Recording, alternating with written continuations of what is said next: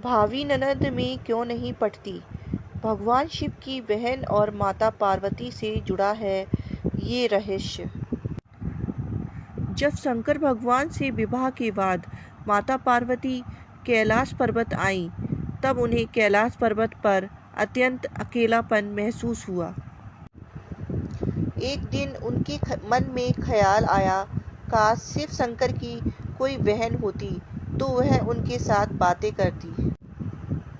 पार्वती जी के मन में ये बात अनेकों बार उठी, किंतु उन्होंने शंकर जी को कुछ नहीं बताया। हालांकि माता पार्वती को परेशान देख एक बार भोलेनाथ ने पूछा भी था कि कैलाश में कोई समस्या है तो मुझे बताओ देवी। लेकिन भगवान भोलेनाथ तो अंतर्यामी ठहरे। उन्होंने पार्वती जी के मन की बात जान ली। माता पार्वती जी समझ गईं कि शिव शंकर ने उनके दिल की बात जान ली है। वह बोली, अगर आप मेरे मन की बात जान ही गए हैं तो भी आप मेरी इच्छा पूर्ण नहीं कर सकते। भगवान शिव शंकर मुस्कुराए और बोले, मैं तुम्हें ननद तो लाकर दे दूं, लेकिन क्या आप उसके साथ निभा पाएंगी? इसके बाद शंकर जी ने अपनी माया से एक देवी को उत्पन्न किया। हालांकि उसका रूप बड़ा विचित्र था। वह बहुत मोटी थी और उनके पैरों में काफी दरारें थीं। शिव ने उनका नाम अशावरी देवी रखा। माता पार्वती अपनी ननद को देखकर काफी खुश हुई।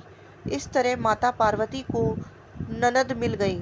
माता पार्वती ने अशावरी देवी को स्नान करवाया और फिर भोजन पर आमंत्रित किया। लेकिन अशावरी देवी ने जब खाना शुरू किया तो माता पार्वती के सारे भंडार खाली हो गए। महादेव और अन्य कैलाशवासियों के लिए कुछ भी शेष न रहा। ननद के ऐसे व्यवहार से माता पार्वती को काफी बुरा लगा, लेकिन उन्होंने किसी से कुछ नहीं कहा। इसके बाद माता पार्वती ने अशावरी देवी को पहनने के लिए नए वस्त्र भेंट किए, मगर वह इतनी मोटी थी कि उन्हें वस्त्र छोटे पड़ गए।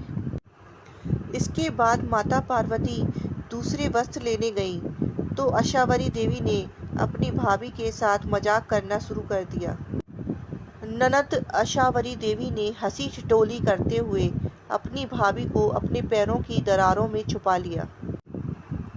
पार्वती जी के लिए दरारों में सांस लेना भी मुश्किल हो गया। उसी समय उधर से शंकर जी माता पार्वती को खोजते हुए आ गए और अशावरी देवी से बोले, आपको मालूम है पार्वती कहाँ है? अशावरी देवी ने शरारत भरे लहजे में कहा, मुझे क्या मालूम कहाँ है भाभी। तभी शिव शंकर समझ गए कि अशावरी देवी कोई शरारत कर रही हैं।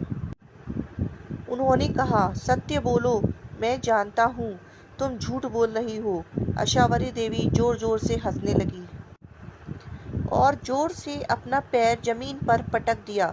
तभी पैर की दरारों से दबी माता पार्वती झटके के साथ बाहर आ गईं।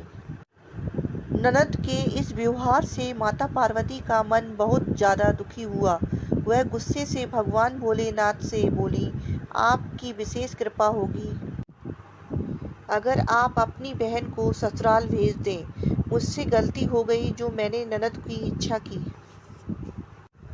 भगवान भोलेनाथ समझ गए कि भाभी ननद में बहुत पटने वाली नहीं है। इसके बाद उन्होंने अशावरी देवी को कैलाश पर्वत से विदा कर दिया। प्राचीन काल से आरंभ हुआ ननद भाभी के बीच नोकझोंक का सिलसिला आज तक चल रहा है।